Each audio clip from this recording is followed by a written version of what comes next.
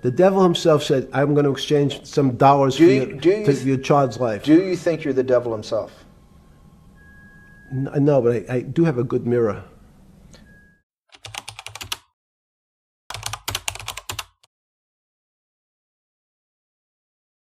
For 2 decades, the story of Jeffrey Epstein was told in whispers. It was a story of rumors, protected by silence, wealth, and non-disclosure agreements. We thought we know the shape of the monster, and we also thought that the arrest in 2019 was the end of it. But we were wrong. The arrest was just a table of contents. Last week, 30th January 2026, the Department of Justice released the black box. 3 million pages, 2,000 videos, 180,000 images. This isn't just a list of names anymore. It is the operating manual of an international trafficking ring that functioned in plain sight for 30 years. Previous documents give you the who. These documents give us the how. We can now match to the minute the movement of private jets with the withdrawal of cash from shell companies in the Virgin Islands. We see the infrastructure of a system designed for one purpose: entrapment. The media obsession has been on Epstein, the man, but a man does not traffic thousands of people alone. A man does not invade the FBI for decades alone. And new files prove that Epstein wasn't just a predator. He was a CEO, and business was good. To understand the contents of 3 million pages, you have to understand the silence that preceded them for years. Survival like Maria Farmer and Virginia Giuffre shouted into a void. They were told their stories were impossible, but the files released this week vindicate them in forensic details. Every dismissed report, every lost tape, it's all there. The system didn't fall. It worked exactly as it was designed to. Over the next 20 minutes, we are going to walk through the door. We aren't going to speculate. We are going to audit the books. We will look at the intelligence, connections, and them who thought they got away with it. To understand the machine, you have to understand the fuel. And for Jeffrey Epstein, the fuel was always a lie. He arrived in New York as a college dropout, a math teacher who tutored the children of elite. By the mid-90s, he was supposedly a billionaire. The origin story he told was of a brilliant currency trader. The reality, confirmed by decades of forensic accounting and the releases of 2026 files, is that his seed money is likely came from the largest Ponzi scheme of history, Towers Financial. He helped Stephen Hoffenberg cheat investors out of $450 million. Hoffenberg went to prison, and Epstein went to Palm Beach. He created a firm, J. Epstein and Company, which famously claimed to manage money of billionaires. But investigators have never found a real client list, no trading records, no strategy, and the firm was a shell company. The money wasn't being managed, it was being moved. But money is common in New York. To get away with what he wanted to do, he needed something that money couldn't buy.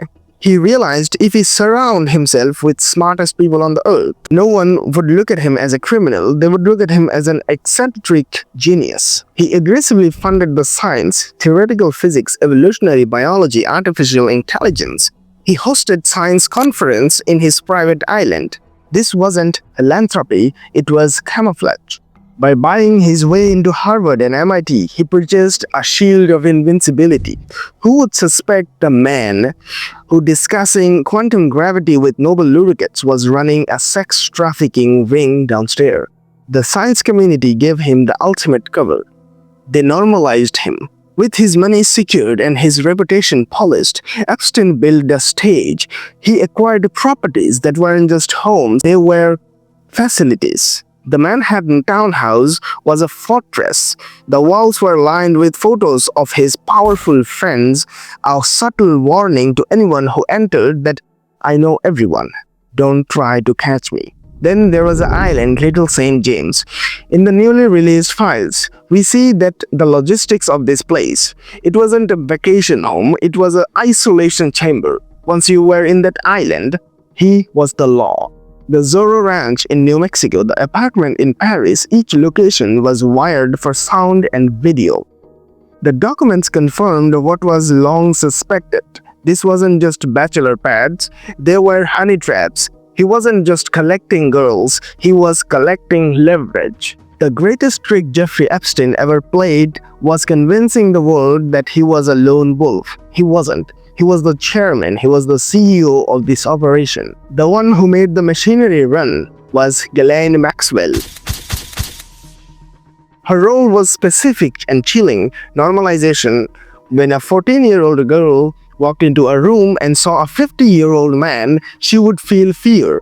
But when she saw a sophisticated British socialite, a woman who asked about her school and her dreams, the fear evaporated. Maxwell was the bridge. She made the abnormal feel exclusive. But a machine needs raw materials. The new files finally clarify the role of the French modeling scout, Jean Brunel. For years, French connection was a rumor. Now we have the ledger. Brunel controlled the dream. He scouted young women from Eastern Europe and South America, promising them modeling careers in the States.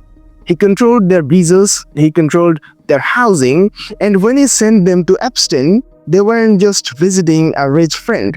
They were servicing the man who paid for their visas. Once inside the systems, the victims were forced to become perpetrators. This is the part of the mechanism that is most difficult to stomach. The pyramid scheme. Epstein didn't just abuse these girls, he incentivized them to recruit their friends. Finder's fees were paid for the fresh victims. This destroyed the girls' ability to trust each other.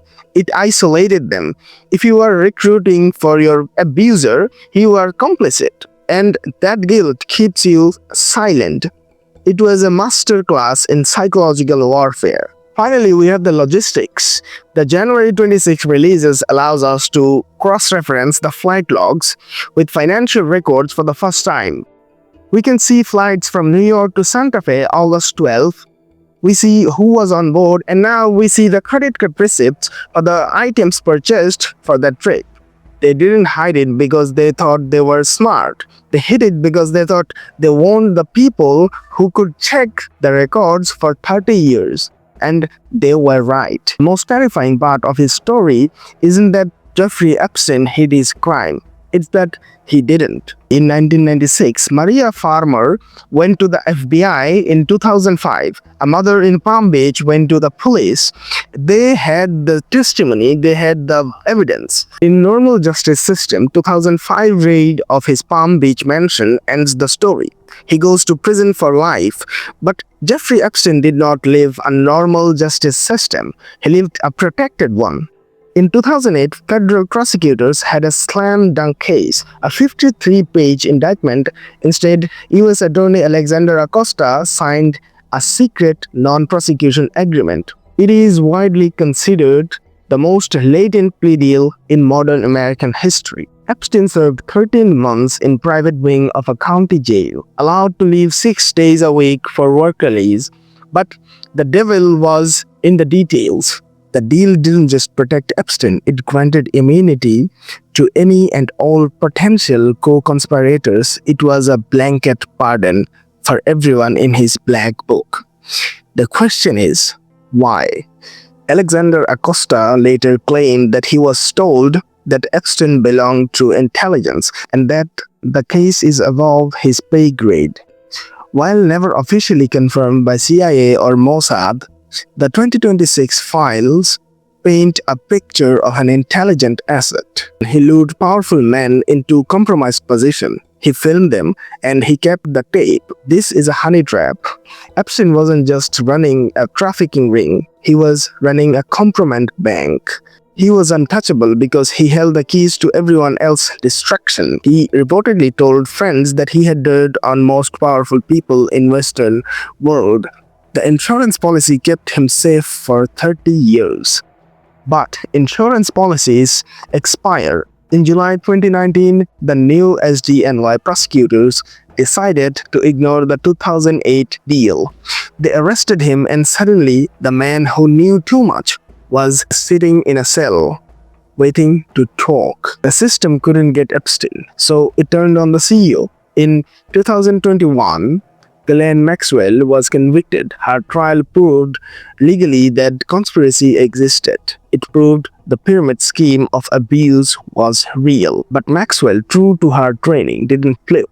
She protected the names in the black book until the bitter end. She stayed silent, but the documents didn't. The January 26 release has finally stripped away the pseudonym. We know the identities of the John Does. We see the politicians who flew on the plane, the academics who took the money, the CEOs who visited the ranch. Most of these men will never face criminal charges. The statute of limitations has passed, or the evidence is strictly circumstantial. But the court of public opinion has no statute of limitations. Their legacy is now permanently stitched to a sex trafficker. That is their sentence. Epstein had billions of dollars, intelligence connection, and protection of the states. These women had nothing but the truth. And they won.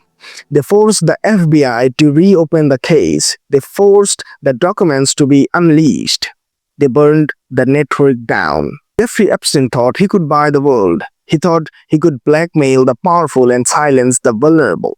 The 26 files prove that he managed to do it all for 30 years. But in the end, the ledger always balances. And the final entry belongs to them.